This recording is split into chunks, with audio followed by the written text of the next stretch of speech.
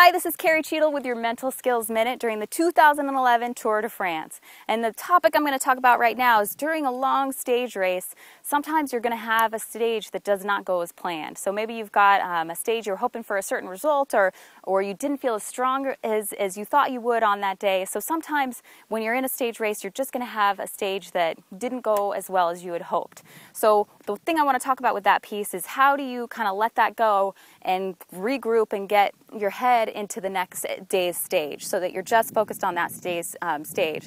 So one of the things to know is that there's a time to analyze, and sometimes that time to analyze is not during your race, right? So if things aren't going well in the middle of that stage, you're not analyzing during that time. You're just staying in the moment, doing what you need to do to get through that stage. So after, there might be some time to kind of reflect on that and take away, so what did I learn from this? So what do I feel like happened? So you're kind of separating the emotion of I'm pissed off because that did not go the way that I wanted it to. And you're taking that piece away and go, okay, so let's kind of diagnose. So what do I feel like happened? Once you do that, you take what you've learned from it, you let that go, right? And then you look at, well, what did I do well during that stage?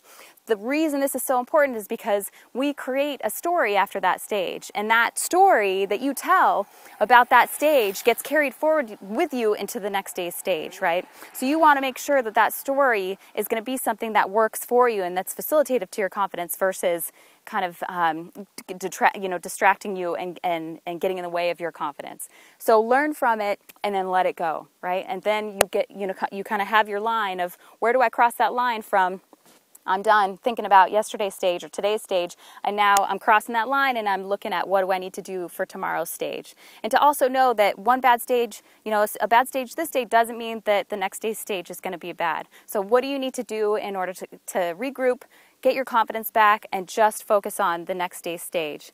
Thanks for tuning in to this Mental Skills Minute.